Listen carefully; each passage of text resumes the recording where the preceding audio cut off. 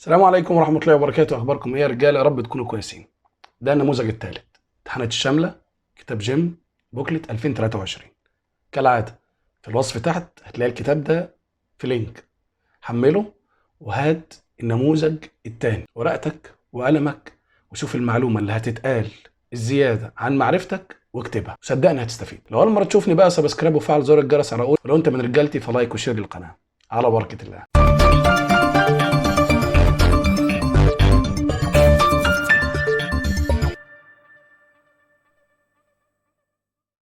بسم الله الرحمن الرحيم. الجملة الأولى بتقول At primary schools, a child's development is evaluated by space his or her abilities on a range of tasks and behaviors. في المدارس الابتدائية بيقول لي إن تطوير وتنمية الطفل بيتم تقييمها عن طريق إيه؟ باستخدام مهمات أو حاجات بتوضح سلوكياته. طيب المهم عندي ان انا الاجابه هتكون رقم ايه اللي هي بمعنى assessing، وانا استغرب جدا من السؤال ده صراحه. ليه؟ لان كلمه assess اللي انت شايفها قدامك دي وهي الاجابه بتساوي كلمه evaluate اللي هي بمعنى يقيم. يعني هو الراجل ايه قال لك بيتم تقييمها عن طريق تقييم، يبقى احنا كده ما عملناش بربع جنيه حاجه. فاللي هو حافظ السينونيمز والانتونيمز برنس في الجزئيه دي، ليه عارف evaluate ليه اسس. طب الجمله دي عندي فيها حاجه، فيها حته حلوه قوي موجوده في سي. خلاص، اولا هتشوف كده عندك كلمه انسبكت، شايفها انت؟ هنيجي احنا بقى نقول ايه الفرق ما بين كلمه انسبكت ماشي واكزامين وتشيك. بصوا يا شباب، الثلاث كلمات دول تقريبا معناهم يفحص او يفتش، بس تعرف انسبكت معناها يفتش لمعرفه سير العمل. هي نفس فكرة بالظبط كده الموجه اللي بيروح المدارس عشان خاطر ينسبكت على المدرسين. هي نفس فكرة كده الراجل المسؤول عن عمل في مصنع معين فبيدخل على العمال عشان ينسبكت انتاج العمل عامل ازاي. طيب اكزامين معناها يفحص لمعرفة موطن الخطأ. هي نفس فكرة الطبيب اللي بتروح له كمريض علشان خاطر يعمل لك اكزامينيشن على موطن الخطأ اللي عندك. نفس فكرة العربية العطلانة اللي بتروح عند ميكانيك عشان الميكانيك يعمل لها اكزامينيشن عشان يعرف العطل جاي منين. اما تشيك بقى معناها يفحص للتأكد. بص يا جماعة كده، للتأكد من الصح. هي نفس فكرة ايه بقى؟ جواز السفر، الفيزا بتاعتك وانت في المطار، ما هي اوريدي تمام وكويسة ومختومة و10 على 10، بس ليه الضباط في المطار او مسؤول الجوازات في المطار لازم يشوف ويتشيك عليها؟ يبقى ده اول حاجة عندي.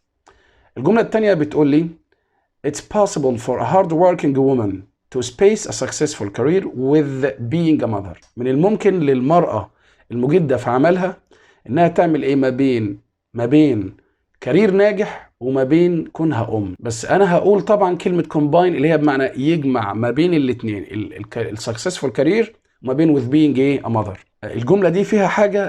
طبعا فيها حاجة، فيها كارير. مالها كارير دي بقى؟ بص يا سيدي، بعد ما تصلي على سيدنا النبي، في عندي كارير، في عندي بروفيشن، في عندي بوست، في عندي جوب، في عندي ورك. الاربع كلمات دول يعني تحسهم شبه بعض قوي في مسألة الوظيفة، بس انا عندي كلمة كارير معناها الحياة المهنية، وانا من وجهة نظري المتواضعة التي ليس لها قيمة على الاطلاق، انا بشوف ان الحياة المهنية اللي هي الفترة اللي بيعمل فيها الفرد من اول ما بيبدأ شغله وهو صغير لحد ما بينتهي بيه العمل وهو على المعاش، كل دي اسمها الكارير. بروفيشن معناها حرفة تحتاج لتدريب. خد بقى عندك، وفي المنهج بالذات يعني ذكر لي كم وظيفة كده. خد بقى عندك ميديسين بروفيشن، انجينيرنج بروفيشن، نيرسينج بروفيشن، تيتشنج بروفيشن.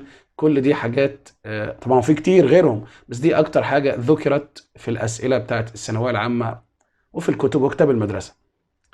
كلمة بوست معناها وظيفة هامة. من اول بقى ايه، من اول مدير وانت طالع كده لحد ما تخبط في رئيس الجمهورية، ده اسمها بوست. جوب دي معناها وظيفة، ويهمني قوي تعرف انها اسم معدود، وانا عارف المعلومة مش جديدة عليك. ليه بقول يهمنك تعرف انها اسم معدود؟ لان انا عندي كلمه work وظيفه بس اسم غير معدود. معنى كده ان انا ممكن اجمع job احط لها اس واجيب قبلها على سبيل الافراد، على عكس تماما كلمه work لما تكون اسم بمعنى عمل ما ينفعش اقول a work ولا works. طيب لان يا جماعه راح جاي رايح على كلمه work ده وقال لي على فكره بقى انا ممكن اقول works وممكن اقول a work الا اذا قصد بيها العمل الهندسي او الادبي او الفني. يعني ممكن اقول مثلا حسين فهمي has many works، بس مش المقصود به هنا بقى العمل المهني بقى يطلع الشغل ويروح ويرجع بميعاد، انا اقصد حاجه فنيه بيقدمها. مثلا عندك تشارلز ديكنز اللي عاملين القصه بتاعت جريت اكسبكتيشنز، ده راجل مثلا جريت اكسبكتيشنز بالنسبه له يعني is one of his many works، واحد من اعماله الادبيه العديده. نيجي بقى على الجمله الثالثه، بيقول لي the job will be offered to one of the 16 successful space who applied for the job last week. الوظيفه دي هتتعرض على واحد من ال 16 الناجحين اللي قدموا للوظيفه. طبعا يا جماعه انا بروح على كلمه candidates اللي هي معناها مرشح لوظيفه. كلمه candidates نفسها اصلا فيها شغل، تمام؟ ايه بقى وشغل مهم قوي قوي قوي، وركز معايا كده بعد ما تصلي على حضره سيدنا النبي صلى الله عليه وسلم هنعمل خط كده وتعالى بقى مالها candidate. والله انا عندي كلمه candidate وعندي applicant وفي عندي nominee، ممكن تبقى جديده شويه nominee بس مهمه. كانديديت يا جماعه معناها مرشح لوظيفه. مرشح لايه؟ لوظيفه. يعني ايه مرشح لوظيفه؟ يعني لما اجي انا ابدا الاول كده خط سيري لما اروح لوظيفه ببدا بان انا اكون ابليكانت اللي هي متقدم، دي اول خطوه عندي ابليكانت. طيب بعد كده لما بيتصفى عدد من الناس وهم دول يا جماعه اللي اتصفوا من 1000 وفاضل 200، احنا عايزين اصلا 10 مثلا، فدول اسمهم كانديديتس اللي هي المرشحين بقى. طيب اما نوميني بقى معناها مرشح لمنصب هام، لمنصب هام. وهنا بقى الناس اللي هي اوريدي موجوده في الوظيفه بس هتاخد بوزيشن هاير شويه، فده بسميه نوميني. ده مش هيخليني اتحرك من عند ابلكيشن الا ولازم اذكر لك كلمه ابلاي. ابلاي فور، ابلاي ان رايتنج. ماشي، ركز معايا كويس قوي يا جماعه، الحاجات دي ما بين سطور المنهج نفسه. apply in person، apply in ايه؟ in person و apply to. في فرق بين الاربعه مهم قوي. apply for، ركز معايا كده، apply for معناه يتقدم بالطلب اجاب وظيفه، او ليونيفرستي جامعه، او لفيزا تاشيره، او لباسبورت جواز سفر. الاربع حاجات دول بيجي مع apply for. apply in writing يتقدم كتابيا، كتابيا يعني يكتب بخط ايده كده الطلب يعني. ابلاي بقى ان بيرسون معناها تقدم شخصيا يعني ما يخليش حد يقدم له، وابلاي تو دي بيجي بعدها مصدر لايه؟ الفعل. طيب نرجع بقى تاني كده للجمله الرابعه بتاعتنا. بيقول لي the recent study made an important space to the field of cancer treatment. بيقول لك ان الدراسه الحاليه عملت ايه مهم لمجال علاج السرطان. طبعا يا جماعه انا بقول contribution اللي هي بمعنى اسهامات، خاصه وجود حرف الجر تو ده يا جماعه مهم جدا مع الكلمه دي. فيها حاجه دي؟ فيها حاجه. اولا contribution هي الاسم الفيرب منها contribute، تمام؟ يساهم فيه، ودي واحده من الافعال اللي بيليها تو ثم الفعل مضاف لاي ان جي، مهمه جدا في الوحده الخامسه الجزء الثاني. contribute to يساهم فيه، object to يعترض على، look forward to يتطلع الى، lead to يؤدي الى، take to يعتاد على، adapt to يتاقلم على. كل الافعال ديت to بلس الفعل مضاف له اي ان جي. ويا سلام بقى لما تعرف ان لو قبلها مفعول يجي بعدها being والتصريف الثالث، مهمه جدا. ولو حب يحط سؤال خادع بيمشي في هذا المسلك. 5 you can visit historical space such as قايتباي سيريل and the Roman theater in Alexandria. بقول لك ممكن تزور الاماكن التاريخيه، احنا في 5 ممكن تزور الاماكن التاريخيه او ايه التاريخي زي قلعه قايتباي والمسرح الروماني في اسكندريه. طبعا يا جماعه احنا هنروح على اللاند ماركس. لاند ماركس معناها معلم اثري او معلم من معالم او معلم من معالم مكان، اللي هي الاماكن المميزه لاماكن ثانيه. يعني مثلا بالنسبه لنا البيراميدز هي اللاند مارك بتاع الجيزه، بالنسبه لنا كايرو تاور هو اللاند مارك بتاع القاهره، عندك مثلا بيج بن هي اللاند مارك بتاعت انجلاند مثلا، ايفل تاور اللي هو برج ايفل is the landmark of Paris. طب فيها حاجة دي، فيها حاجة دي؟ فيها طبعا، فيها كلمة historical. ايه الفرق بين كلمة historical وبين كلمة historic؟ الاتنين بمعنى تاريخي والاتنين صفات، بس كلمة historic هتمشي بمعنى important مهم، ملهاش علاقة بقى بالحاجة القديمة. historical بمعنى ancient قديم، ملهاش علاقة بالحاجة المهمة. يبقى أنا لما أجي أقول إن المعبد ده أقول عليه historical قديم، طب لو هو مهم والدولة بتديله اهتمام والسياح بيروحوا له كتير، أوصف بأن هو historic. معنى كده إن الأفلام القديمة أقول عليها historical. طب لو مباراة مهمة أوي ما بين فريقين مثلا، حاجة كده زي الإيه، زي برشلونة مثلا والريال، الفرق اللي هي بتخض دي، اسمي المباراه دي بقى هيستوريك مهمه، مالهاش علاقه بقصه انها تاريخيه لانها مش قديمه. 6. هدى شعراوي was a leading space in the movement for the freedom of women. منها لله. هدى شعراوي هي كانت قائده في حركه تحرير المراه. تقريبا يا جدعان يعني المراه فهمت التحرير غلط، هي الست كانت تقصد يعني تعليمها يعني. طيب نيجي بقى نقول هدى شعراوي was a leading، انا بقول figure. ايه figure دي؟ معناها شخصيه، ماشي، ممكن تبقى شكل هندسي عادي، ممكن تبقى رقم، تمام، بس هي فكرة الشخصية هامة أكتر منها يعني المعنى التانية. طيب في حاجة هنا، في حاجة هنا، في حاجة هنا. شايف أنت ليدنج اللي في آخرها إن جي دي بقى قاعدة لوحدها موجودة في الوحدة التانية تحديدا، اللي هي مين بقى؟ اللي هي الصفة اللي بتكون منتهية بأي إن جي والصفة اللي بتكون منتهية بإي دي.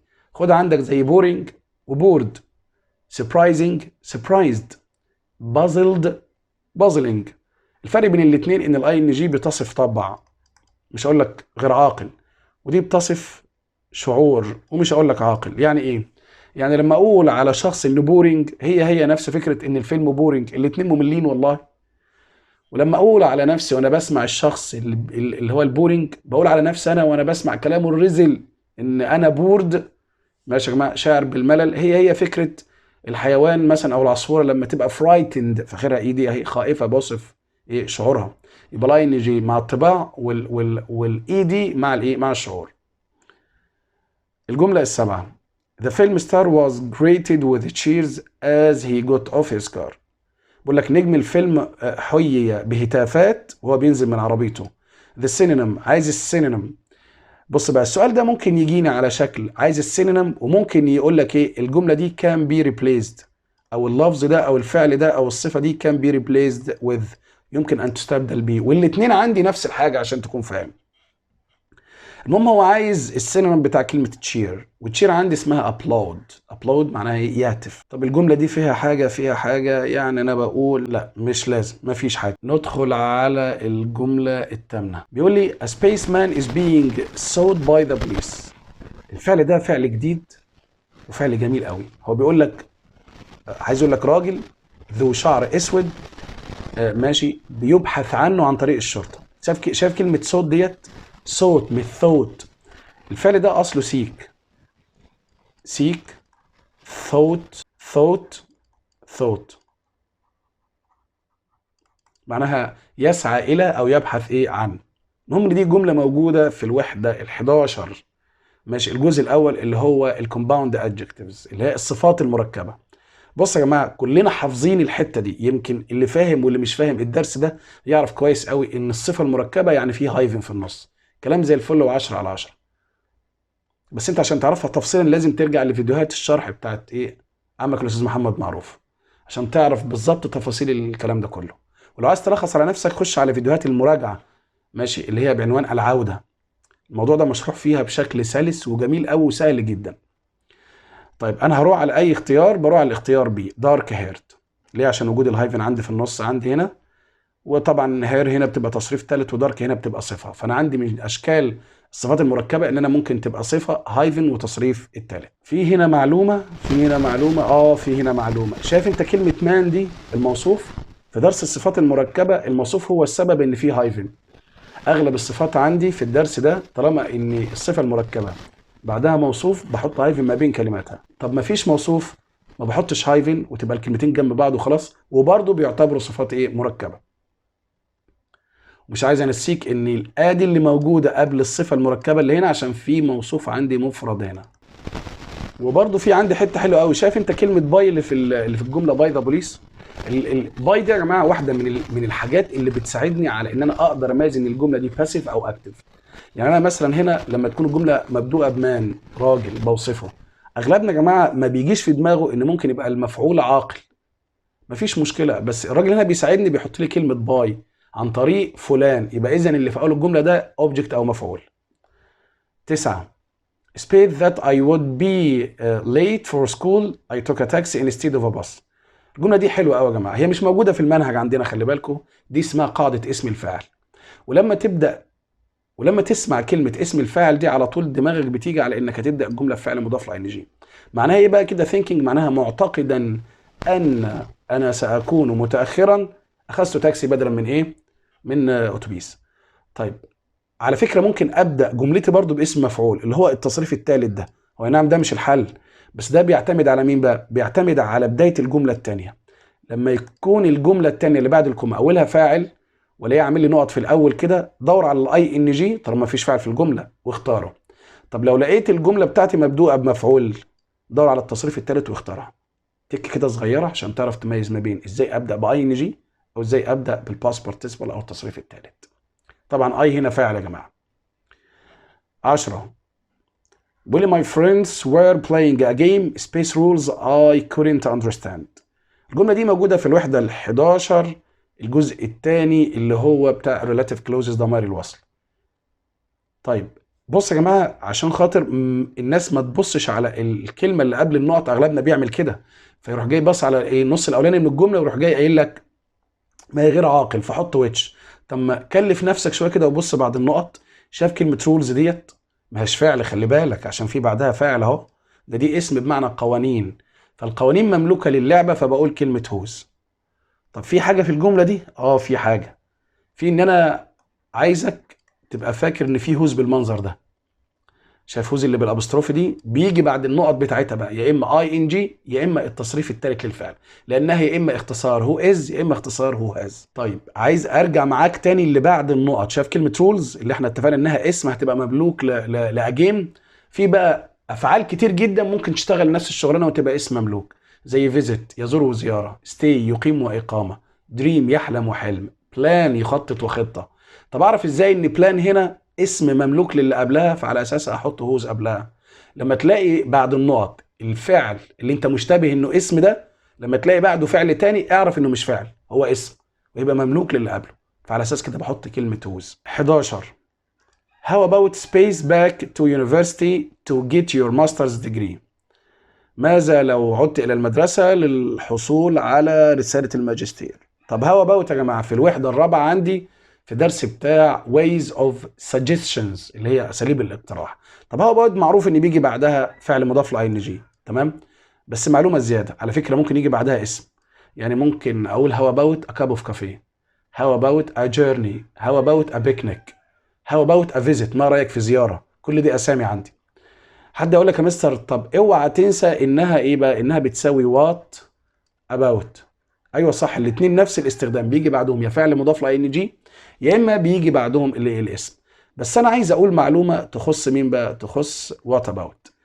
كلمه وات اباوت مميزه او مختلفه عن هاو اباوت في ان انا ممكن استخدمها لتوضيح فرق، ماشي، او ملحوظه هامه او اعتراض. يعني ايه؟ يعني واحد مثلا بيقول لك ان انا عايز اسافر للخارج I want to travel abroad، ماشي، يرد عليه حد تاني، هي فكره حلوه يقول لي طب what about، ركز معايا بقى، what about being alone، ماذا عن انك هتبقى لوحدك. الحته دي او الجزئيه دي اسمها اعتراض على الاقتراح او شيء سلبي بوضحه في قلب شيء ايجابي، ودي حاجه خاصه بوات اباوت بس، هاو اباوت ما تنفعش فيها.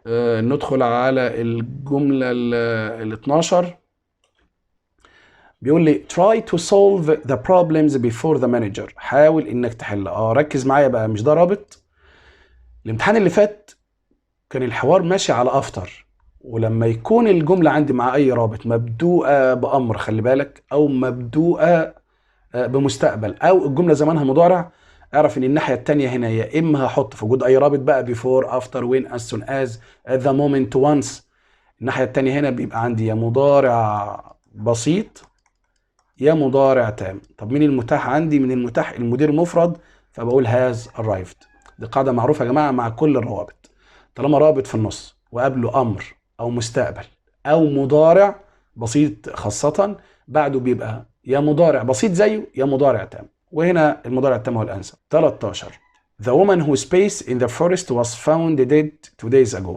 المرأة اللي ايه اللي عايز اقول لك اختفت يعني في الغابة، was found يعني وجدت ميتة من يومين. طيب هنا بقى في حدثين، في اختفاء وفي ايجاد، فطبيعي ايه اللي حصل الاول؟ صح، اختفاء، وخاصة ان الجملة عندي زمانها هنا ماضي، فلما يكون مثبت لي فوق في الجملة زمن ماضي واللي في الاختيارات انا فهمت انه اقدم منه، يبقى لازم يكون ماضي تام. حد يقول لك تبقى انا عندي رقم ايه ورقم دي، بس في حاجة تانية، كلمة disappear هل ده فعل لازم ولا متعدي؟ النقطة دي مهمة جدا قبل ما تختار، خلي بالك بقى وتقرر ان دي مبني المعلوم او مبني المجهول. الفعل نفسه اللي موجود في الاختيارات لو لازم مش هينفع يبقى مبني المجهول، لو متعدي يبقى شغال. طب الفعل يختفي، يختفي لما تيجي تقيسها بالعربي مش هتلاقيها، مش هتلاقيها جايه معاك باسف، مش كده؟ لكن في يخفي اللي هي هايد، دي تمشي بقى مبني المجهول لانها فعل متعدي اصلا. فالاجابه عندي هتبقى ايه؟ هتبقى had disappeared، هي الاقدم والفعل فعل لازم. 14 بيقول لي I am meeting my boss tomorrow، انا هقابل رئيسي بكره. The correct reported speech، دي جمله يا جماعه لو انت لاحظت داخل قوسين اهي، وبعدين بيقول لك ايه بقى؟ الكلام الغير مباشر of the sentence above is، هنا الجمله دي جمله كلام مباشر، عايز يجيب الغير مباشر بتاعها. طب هتلاحظ بقى زمن الجمله نفسه ان في I am وفي tomorrow، دور بقى على ماضي الاثنين دول تحت وانت توصل للحل بسرعه. ف I am هنخليها was، وtomorrow هتبقى the following day، يبقى دي هي الصح. طب ايه المشكله عندي في سي؟ لا ما هو سي يا جماعه اصل حاطط would وهي المفروض I am فحولها الماضي. طب ايه المشكله في بي؟ لا بص يا جماعه، هو راح جاي كاتب لي previous day مكان كلمه tomorrow، طب ما ده غلط، previous day دي اصلها yesterday اصلا. طب ايه المشكله في الاولى؟ انه راح جاي كاتب تومورو زي ما هي وما حولهاش في الاساس، وانا عارفين يا جماعه ان انا ايه عندي 5 تغييرات اللي هم فعل القول والاقواس والفاعل والفعل والظرف عندي لازم يتغير. الجمله رقم 15 بيقول we use space at the beginning of the proper nouns languages and with abbreviations. وبيقول لك اي علامه من دول انا بستخدمها في بدايه اسماء الاعلام، proper noun يعني اسم علم، او اللغات او الاختصارات. طبعا يا جماعه الايه الكابيتال ليترز اللي هي الحروف الكابيتال دي معروفه. 16 argumentative writing اللي هو المقال او الكتابه الجدليه اللي هي بتساوي persuasive اللي هي بتساوي discussing. ماشي، قال لك could be similar to، فانا بقول persuasive، مع ان هنا في كلمه discussion تمشي والله، بس هو ده المشهور فخلينا فيها معلش يعني. طيب you can use the following as supporting details، انت ممكن تستخدم اي من اللي في الاختيارات ده كتفاصيل داعمه للباراجراف بتاعك، ما عدا ايه الحاجه اللي ما بحطهاش كدعم في الباراجراف؟ انا بقول البيكتشرز، مش هجيب صور وارفقها في قلب الباراجراف. وهنا سؤال القطعه، ركز معايا كويس قوي. القطعه بتقول last night الليله اللي فاتت I had a frightening dream، انا حلمت حلم مخيف. I should explain that just before I went to bed، لازم اقول لكم ان انا كنت قبل ما انام I ate an apple، اكلت تفاحه. I mentioned that because my mother always، لأن أمي دايما told me that if I ate right before going to sleep I wouldn't sleep well and might even have a bad dream. أنا بقول لكم كده لأن أمي كانت دايما تقول لي إنك لما تيجي تاكل قبل ما تنام ماشي مش هتعرف تنام كويس وهتحلم أحلام وحشة. ولكن let me tell you about my dream، سيبني أقول لك على الحلم اللي أنا حلمته. السطر الرابع احنا هنا I found myself in what seemed to be a familiar area outdoor، لقيت نفسي وانا في الحلم موجود في منطقة معروفة خارج البيت، يعني مكان انا عارفه مثلا او مشهور. but I couldn't remember ever having been there before، بس انا مش فاكر ان انا رحت المكان ده قبل كده. in my waking life يعني في حياتي الواقعية، الحلم ده او المكان اللي رحته في الحلم ده في الواقع انا ما رحتوش قبل كده. I mean maybe in some other dream، يمكن في حلم تاني I have been there، كنت حلمت ان انا في المكان ده بس بالنسبه لي انا عارفه، يعني ممكن اكون حلمت بيه قبل كده فلما حلمت بيه تاني عرفته، بس في الواقع انا ما شفتوش. and that might be why it seemed familiar، عشان كده يمكن بالنسبه لي مألوف. there were lots of huge trees، في كتير من الاشجار الضخمه and vines. vines دي معناها النباتات العالقة، يعني هو النبات اللي بيطلع على الحيط كده. and greenery ودي معناها الخضرة. more or less like I would imagine a jungle in Brazil to be. بص إلى حد ما more or less ده يا جماعة تعبير كده اسمه almost أو nearly، معناها تقريبا أو إلى حد ما. more or less I would imagine a jungle in Brazil to be. تقريبا أنا بتخيل إن دي غابة، jungle يعني غابة يا جماعة في البرازيل. طيب it was very humid كان الجو رطب. but I was dressed in winter clothing بس أنا كنت لابس ملابس الشتاء. that made me even more uncomfortable ودي خلتني مش حاسس إن أنا مرتاح. and I remember thinking that I should go home وكنت بفكر إن لازم أروح بيتي and change clothes وغير ملابس. كل ده في الحلم خلي بالكم ها. but where was home and how could I get there. بس هو البيت فين وأنا أوصل له إزاي. من أول السطر I didn't know the answer to either question. أنا ما أعرفش أجاوب على السؤال، يعني مش عارف أرد هو فين بيتي أصلا. nor did I know how I ended up where I was. ولا عارف أطلع من اللي أنا فيه أو المكان اللي أنا فيه. It never occurred to me in a dream that I could remove the heavy winter coat. طيب عمري ما حصل لي أبدا إن أنا في حلم ممكن أقلع جاكيت بتاع شتاء تقيل. هات أو قبعة gloves جوانتي that I was wearing اللي أنا كنت لابسهم. It just didn't seem to be an option. بالنسبة لي دي كانت حاجة مش بإيدي يعني. In the dream في الحلم ده يا جماعة، أنا السطر يا جماعة.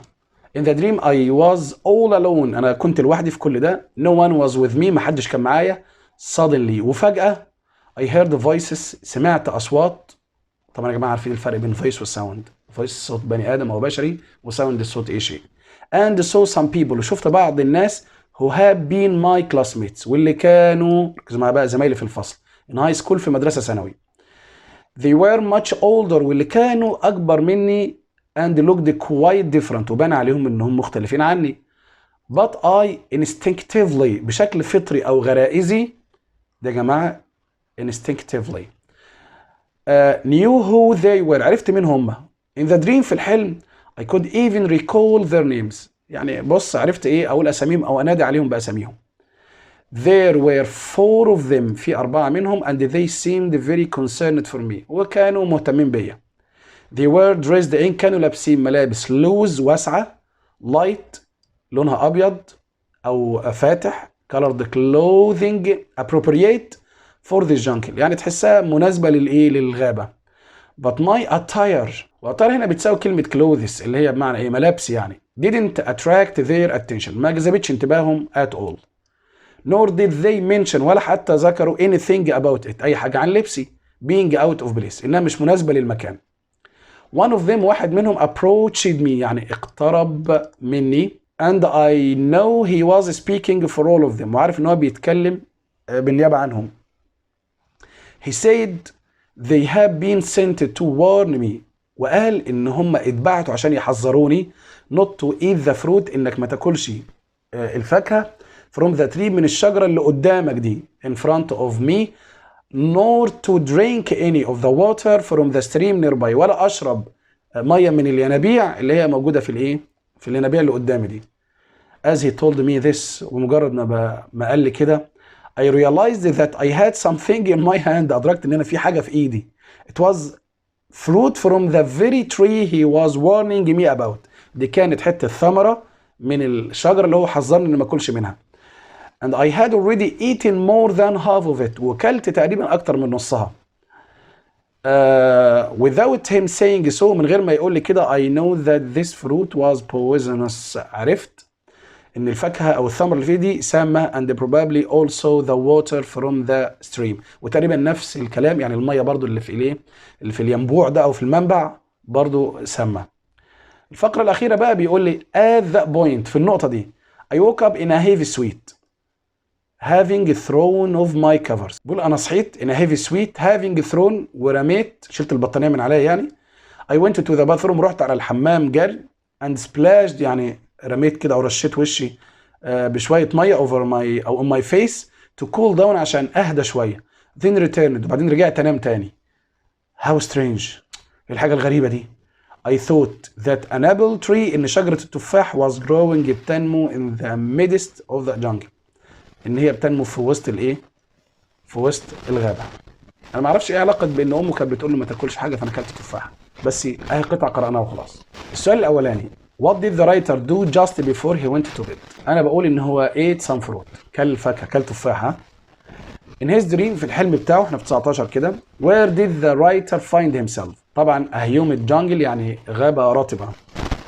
20 According to paragraph 2 الفقرة الثانية What did the writer feel that he wanted to do in the dream؟ ايه اللي كان حاسس انه عايز يعمله في الحلم؟ He wanted to be more uncomfortable. 21 Which of the following is closest in meaning to the clause it just didn't seem to be an option؟ أقرب جملة قريبة في المعنى من الجملة دي.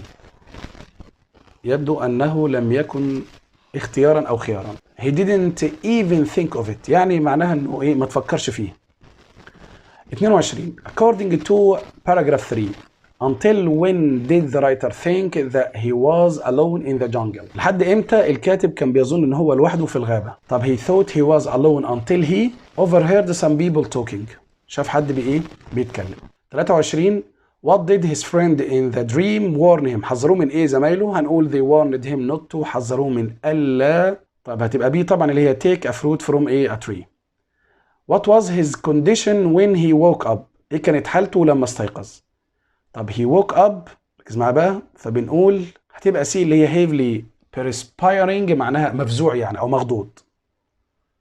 25 بيقول لي what is the best title for this passage؟ طبعا a nightmare اللي هي بمعنى ايه؟ بمعنى كابوس. ندخل على القطعة الثانية. القطعة بتقول an American salesman بياع أمريكي used to go from house to house selling vacuum cleaners.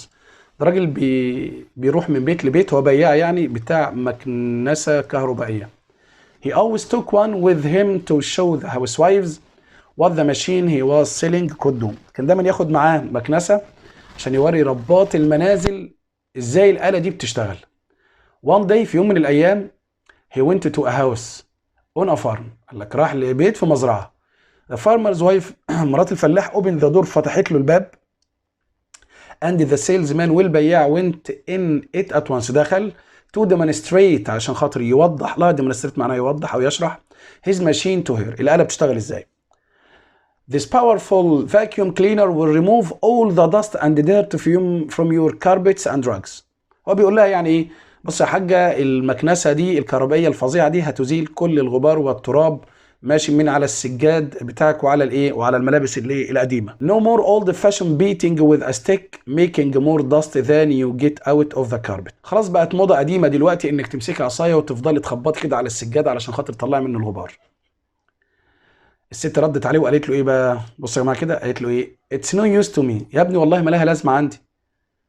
You are wasting your time. انت بتضيع وقتك هنا young man يا حبيبي او يا شاب. Just let me show you. طب بس خليني اوري لك يا حاجه. The salesman said. Then he opened a bag وراح جاي فاتح شنطه ماشي he was carrying كان شايلها and threw a great pile of dirt over the carpet.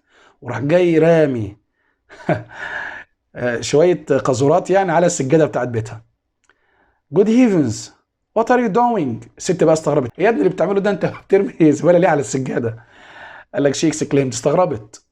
قال لها don't worry ما تقلقيش يا حاجة صدقيني ما تقلقيش.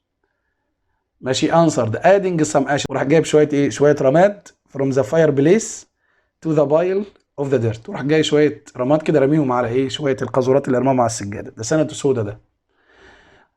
I'll eat every bite of dirt that my vacuum cleaner doesn't pick up. وقال لها بص يا حاجة أنا بفضل الله عندي استعداد آكل الزبالة دي كلها لو المكنسة اللي أنا جايبها لك ما نضفتهاش. Well in that case ست رد عليك له بقى well in that case في الحالة دي I'll get you a spoon وأنا هجيب لك معلقة at once كمان تاكل بيها. The woman answered I was only trying to tell you that we don't have electricity on this farm. أنا بس يا ابني كنت عايز أفهمك إن إحنا أصلاً ما عندناش كهرباء هنا نشغل بيها الفاكيوم دي. إيه ده بقى إن شاء الله هياكل هو كده صح؟ السؤال الأولاني What can a vacuum cleaner do؟ طبعاً الإجابة الأولى اللي هي it can remove dirt from from floors. 27 the salesman took a vacuum cleaner with him too. كان بياخد معاه مكنسة علشان نقول يا جماعة show it to customers عشان يوريها للزبائن طبعا. Why did the housewife seem surprised at the salesman's behavior؟ ليه شكلها مندهشة قوي من سلوك البياع؟ because the man threw dirt، راح جاي رامي قاذورات ورماد على الايه؟ على الارض. الجملة 29 why did the salesman say that he would eat؟ ليه كان قال لها يعني انا هاكل كل حتة قاذورات ماشي لو ان المكنسة ايه ما نظفتهاش يعني لان he was confident الاولى ان that the cleaner ان الايه ان المكنسة هتشتغل كويس. 30 the housewife ربة المنزل told the salesman that he was wasting his time. قالت له انت بتضيع وقتك ليه بقى؟ لان دي اللي هي the house didn't have electricity to operate the machine. طب 31 the underline word demonstrate اللي هي معناها شو يوضح طبعا. طب 32 بتقول what does the underline pronoun it refer to؟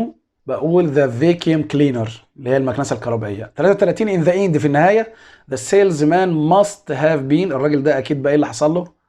هياكل الزبالة، هيعمل إيه يعني؟ disappointed اللي هي الأولى دي. 34 الجملة بتاعت الترجمة الأولى sports are obviously full of really strong people but disabled athletes are certainly the cream of the crop. تمام. Their amazing achievement make us all forget about their disability. أنا بقول إن الإجابة عندي هتبقى بي. ليه الأولى غلط؟ عشان هم أصل المحصول، يعني هو مش المحصول الترجمة الحرفية بس عشان تبقى فاهم. هم عايز يقول لك أفضل الموجودين يعني. نفس الكلمة اتكررت في سي عشان كده بنقول غلط. وفي دي قال لك كريم المحصول، برضو الترجمة حرفيا يا جماعة مش جايبة، خلي بالك خالص. عشان كده يا جماعة لازم تعرف الكلام عايد على مين وإيه المقصود بيه. وأنا في ظني الجملة دي بجد توقع ناس كتير لو الناس هتترجم حرف يعني. 35 الجملة الثانية English بتقول لي Egypt is trying to improve its economic status by attracting foreign investment and building great projects. This is beginning to show progress. أنا بقول إن الإجابة رقم دي. ليه بقى؟ لأن جاي في آخر الجملة إيه؟ بيقول لي توضيح التقدم. هو ما أقصدش كلمة توضيح التقدم. ماشي؟ المفروض إظهار بقى أكتر من كلمة توضيح. ترجمة الحرف برضه يا شباب.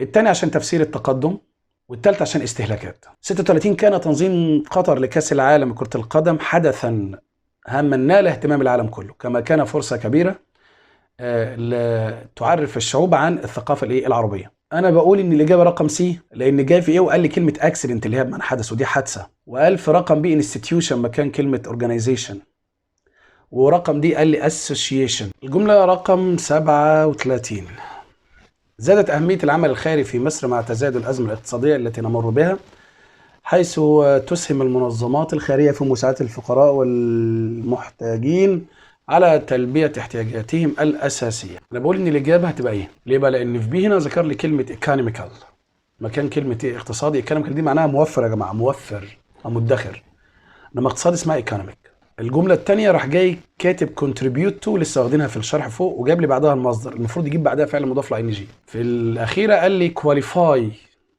اللي هي المفروض إيه بقى؟ لتلبية، ما تبقاش qualify معناها تأهيل، المفروض تبقى meet. القصة السؤال بيقول لي was it right for Bib to help a prisoner without telling anyone؟ هل كان صح من بيب انه يساعد سجين من غير ما يقول لحد؟ والله يا جماعه يعني الاثنين في اجابات او لا. طب خليني ابدا الاول بانه لا مش صح. ليه بقى؟ لان هقول it is not legal، ده امر غير قانوني. that may قد خلي بالك بقى ماشي harm بيب، قد يضر يا جدعان بيب، دي حاجه. اتنين، طب لو قلت يس ده رأي عادي يعني as Bib was afraid، يعني was afraid كان خايف بقى.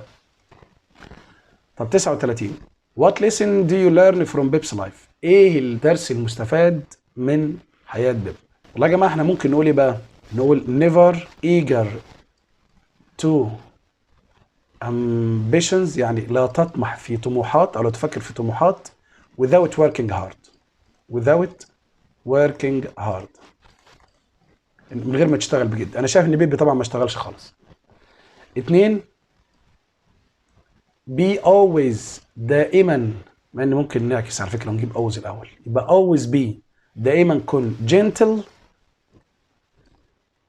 with your friends. خليك كويس مع زمايلك even if you became، حتى لو أصبحت rich، غني. وهنا يا جماعة بيبقى النموذج الثالث في الشوامل، وإن شاء الله بإذن الله مكملين مع بعض حتى ليلة الامتحان. دون وري، سيب على الله، أهم شيء ربنا يوفقنا جميعا. السلام عليكم ورحمة الله وبركاته.